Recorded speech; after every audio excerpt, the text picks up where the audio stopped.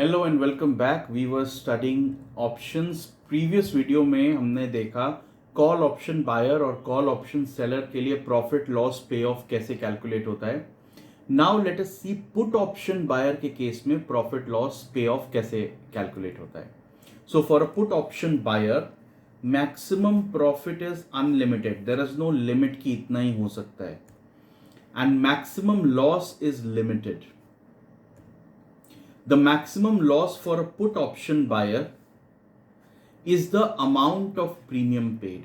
If you recall, call option buyer के लिए भी सेम ही था.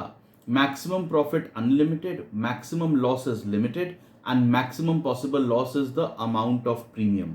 Profit will depend on price of the underlying, but loss max to max कितना हो सकता है जितना premium पे किया है. Let's understand this with an example.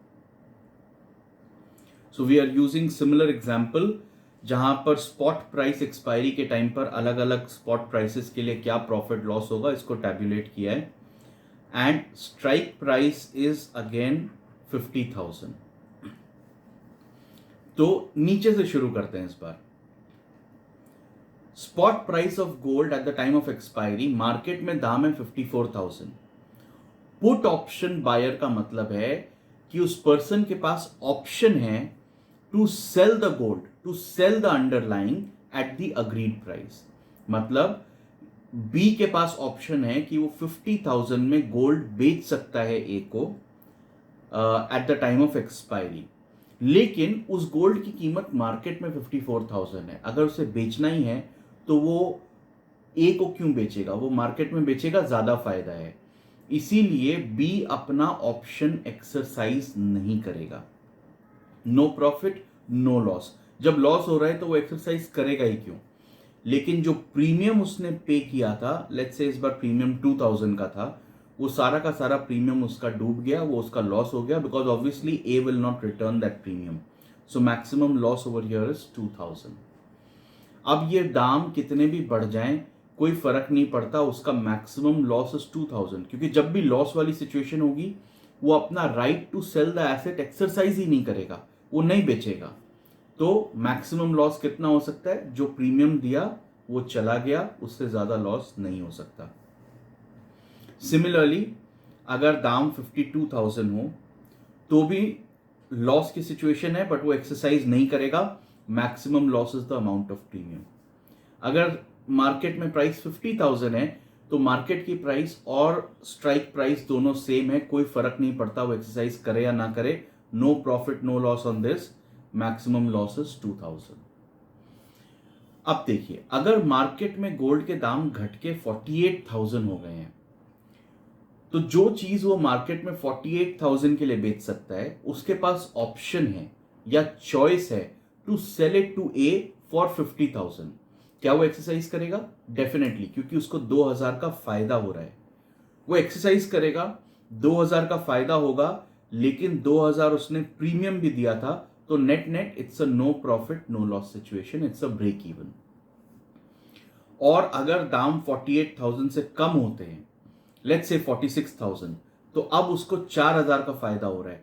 What he can sell in the market for 46,000, जो चीज वो मार्केट में 46 के लिए बेच सकता है, he has the choice to sell it to A for 50 और A मना नहीं कर सकता. तो 4,000 का फायदा हो रहा है, minus the premium of 2,000, net profit 2,000.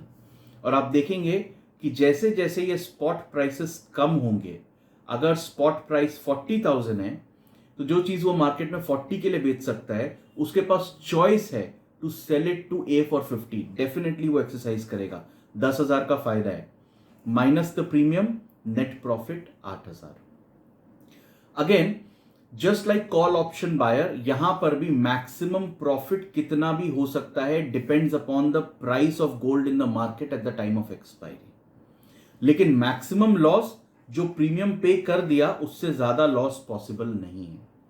The only difference is call option वाले को, कॉल ऑप्शन बायर को प्रॉफिट हो रहा था when the price of underlying was high in the spot market, लेकिन यहां पर प्रॉफिट हो रहा है when the price of when the price of gold is low.